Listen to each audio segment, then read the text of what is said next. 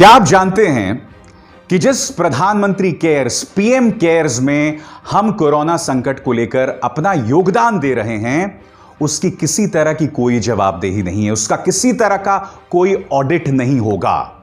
मैं आपको एनडीटीवी की एक खबर पढ़ के सुनाना चाहता हूं। कोरोना वायरस संकट जैसी राष्ट्रीय आपदा की स्थिति का सामना करने के लिए गठित prime ministers citizens assistance and relief in emergency situation या पीएम केयर्स फंड का नियंत्रक एवं महालेखा परीक्षक यानी सीएजी ऑडिट नहीं करवाया जाएगा। सूत्रों ने शुक्रवार को एनडीटीवी को यह जानकारी दी। सीबीआई कार्यालय के सूत्रों ने कहा, चूंकि यह फंड व्यक्तियों और संगठनों के दान पर आधारित है, इसीलिए हम इसकी जांच नहीं कर सकते। आगे क्या है, इस पर गौर कीजिएगा। 28 मार्च को कैबिनेट द्वारा गठित पीएम केयर्स ट्रस्ट के प्रधानमंत्री नरेंद्र मोदी चेयरपर्सन और वरिष्ठ कैबिनेट सदस्य ट्रस्टी हैं। सीएजी के एक वरिष्ठ अधिकारी ने कहा कि जब तक ट्रस्टी हमसे ऑडिट करने के लिए नहीं कहेंगे, हम खातों का ऑडिट नहीं करेंगे। रिपोर्टों के मुताबिक सरकारी सूत्रों ने कथित तौर पर कहा है कि ट्रस्टियों द्वारा नियुक्त पीएम केयर्स फंड का स्वतंत्र लेखा परीक्षकों द्वारा ऑडिट किया जाएगा। दो मुद्दे, इंडिपेंडेंट लोग, स्वतंत्र लोग इसका ऑडिट करेंगे। अब ये कौन है अभी तक स्पष्ट नहीं है।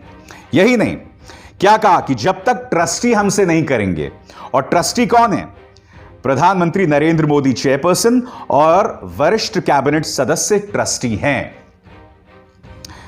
मैं आपसे क्या कह रहा हूं दोस्तों, इतने बड़े संकट में जवाबदेही तय होनी चाहिए। आपने अचानक 4 घंटे का वक्त दे दिया और देश को लॉकडाउन कर दिया। नतीजा यह हुआ कि गरीब सड़कों पर आ गया, उसे ढेरों तकलीफें हुई। कम से कम 30 लोग सड़कों पर चलते हुए मारे गए। मैं नहीं बोला हूं तेलंगाना से वो 12 साल की लड़की जो निकली थी, अपने घर से 50 किलोमीटर दूर थी, उसकी मौत हो गई। मैं नहीं भूला हूं महतो की वो शक्ल, वो जा रहा था बेगूसराय, बिहार जा रहा था वो, और बनारस में आके उसने दम तोड़ दिया। इन तस्वीरों के लिए कोई जवाबदेही तो थोड़ी ना तय की जाती है। आज पीएम केयर्स का कोई ऑडिट नहीं होगा। मैंने खुद पीएम केयर्स में योगदान दिया है, मैं उस पर सवाल नहीं खड़ा करूंगा। मगर यह सवाल इसलिए उठ रहा है क्योंकि आप बाकायदा जो काम कर रहे हैं ना, उसमें निहायत ही गैर जिम्मेदाराना रवैया दिखाई देता है। किसी तरह की कोई जवाबदेही नहीं, पारदर्शिता नहीं, और यह अपने आप में एक बहुत बड़ी त्रासदी है। अब जवाबदेही की बात मैं आपको एक और चीज बताना चाहता हूं। क्या आप जानते हैं कि गृह मंत्रालय ने अभी कुछ ही दिनों पहले एक फरमान जारी किया था, और वो फरमान क्या था मैं आपको बताता हूं। 24 अप्रैल का। इस ऑर्डर के मुताबिक In rural areas, all shops except those in shopping malls are allowed to open. यानी कि जो ग्रामीण इलाकों में सभी दुकानें खुली रहेंगी, मॉल्स को छोड़ के।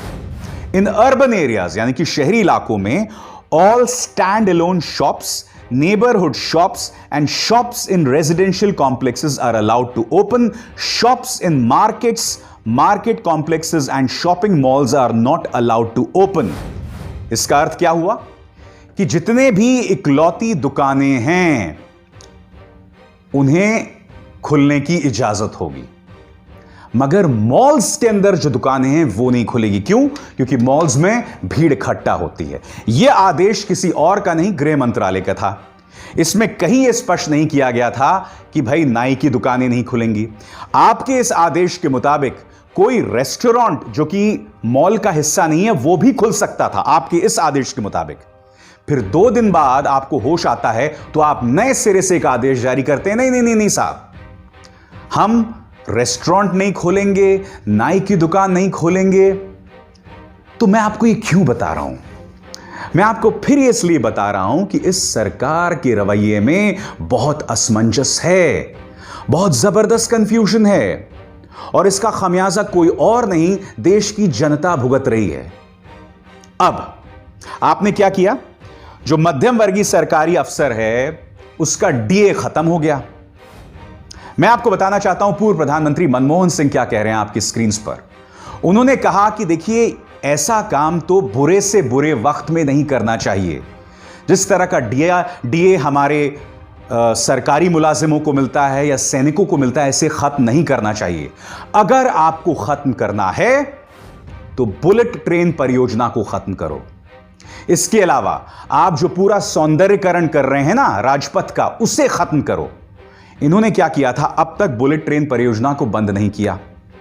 दूसरी बात, जो पूरा राष्ट्रपति भवन से राजभवन का जो पूरा हिस्सा है, इसके सौंदर्यीकरण की जो ऐलान है, इन्होंने कोरोना संकट के बीचों बीच किया था, जिसमें करीब 20,000 करोड़ रुपए के आसपास खर्च होंगे।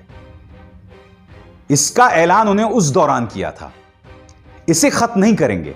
आप क्या करेंगे, सरकारी मुलाजिमों का डीए खत्म करेंगे। क्या है आपकी प्राथमिकताएं, बताइए ना मुझे। मैं आपसे यही तो जानना चाहता हूं कि क्या कोई जवाबदेही है यह सरकार जो करती है उसके कदमों को लेकर, उसके एक्शंस को लेकर किसी तरह की कोई जवाबदेही है? और क्या यह सवाल बतौर जनता आपको नहीं उठाना चाहिए? या आप इस बात को लेकर खुश हैं कि प्राइम टाइम आपका जो मनोरंजन है वो कोरोना संकट में भी हिंदू मुसलमान करके कर रहा है, तबलीग जमात को लेकर देकर कर रहा है? वाकई अपने आप में बहुत दुखद बात है दोस्तों। जवाबदेही न के बराबर है और सत्तारूढ़ भारतीय जनता पार्टी के नेता इस तरह से गैर जिम्मेदाराना रवैये का परिचय दे रहे हैं। आपको शर्म आनी चाहिए। बेबाक में बस इतना ही। मेरी आप सबसे अपील कि ज्यादा से ज्यादा इस कार्यक्रम को शेयर करें और द लाइव टीवी को सब्सक्राइब करने के साथ साथ वो बेल आइकन जरूर दबाएं, ताकि जैसे ही मैं कोई शो करूं सीधे आपके मोबाइल फोन्स तक पहुंच जाए। नमस्कार। द लाइव टीवी, सच सबसे आगे।